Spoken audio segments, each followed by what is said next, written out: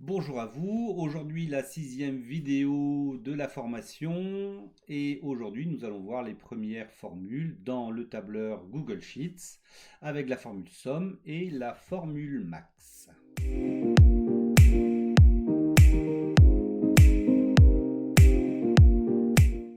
Et donc pour commencer nous allons aller en bas de notre tableau et ici saisir sur la ligne et sur la cellule B34 le mot somme, puisque c'est sur cette ligne qu'on mettra les sommes, et ici en B35 le mot max, où on aura les températures maximales, mais aussi la pluviométrie maximale. Alors, il n'y a pas vraiment de sens d'avoir la somme des températures maximales et la somme des températures minimales. Donc ici, je vais mettre une couleur noire dans ces cellules pour dire que il n'y a pas vraiment d'utilité, il n'y a pas de formule. Et donc pour cela, on va sur le pot de peinture, je clique sur noir pour les noircir les cellules. Donc tout d'abord, nous allons nous placer là où on veut voir s'afficher le résultat. Ici, donc, on est sur la ligne somme et en dessous des précipitations. Donc là, on veut avoir la somme des précipitations du mois d'août. Ici, je vais taper égal pour lui dire que je vais inscrire une formule. Donc ici, dans Google Sheets, on a deux façons d'écrire des formules. Donc en manuel, en semi-manuel, vous allez voir pourquoi. Donc je vais taper égal et je tape donc en tapant égal, Google Sheets sait qu'il y a une formule derrière. Donc on va choisir la formule. Donc la formule c'est somme. Et là, automatiquement, il nous fait des sélections, enfin, il nous fait des propositions de formules, dont une proposition très intéressante, puisque c'est la somme des cellules E3, E33 qui correspond exactement, donc je vais sélectionner, hein, vous allez voir directement, automatiquement il nous met les résultats, mais pourquoi il nous sélectionne les cellules E33 à E3 à E33 puisqu'il est en dessous d'une série de chiffres et il propose donc d'additionner l'ensemble des chiffres qu'il y a au-dessus de lui. Et sachant que le premier chiffre de la colonne c'est en E3, puisque ici en E2 c'est pas un chiffre, il va donc sélectionner vraiment l'ensemble des chiffres qu'il y a au-dessus de lui jusqu'à jusqu'à la cellule qui est en dessous, et c'est pour ça qu'il propose la sélection E3, E33. Alors comment, je vais vous décrypter un peu la formule. Déjà, le signe égal veut dire attention, le tableur va dire attention, j'ai une formule qui va s'afficher derrière. Donc la formule somme, ici on écrit vraiment ce qu'on veut, donc ça c'est la formule. Et après on ouvre la parenthèse pour sélectionner les cellules qu'on souhaite. Et là on sélectionne la formule, les cellules E3. Les deux points veut dire jusqu'à, et donc E3 jusqu'à la cellule E33. Et donc on ferme la parenthèse pour dire c'est vraiment dans cette zone-là que je veux avoir la somme. On fait entrer et on a le résultat final. Ici dans Google Sheets c'est encore plus facile puisqu'il nous a sélectionné, il nous a fait une proposition.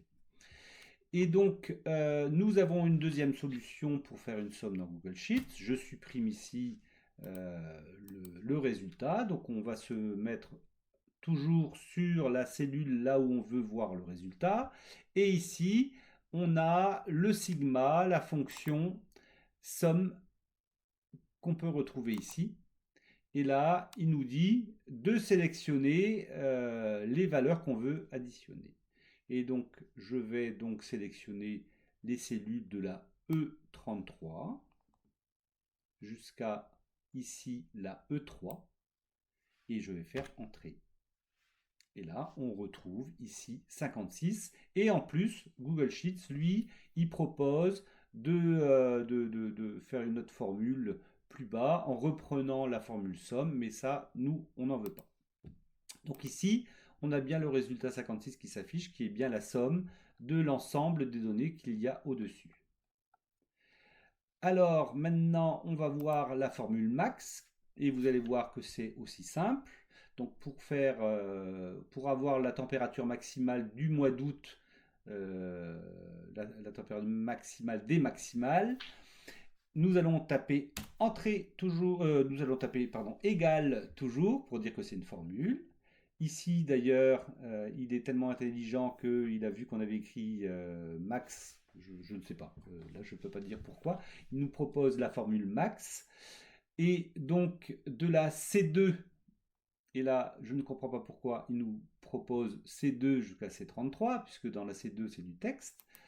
Et donc là, on peut lui dire, bah non, c'est pas C2, hein, c'est à partir de la C3 que je veux que tu regardes un petit peu quelle est la température maximale.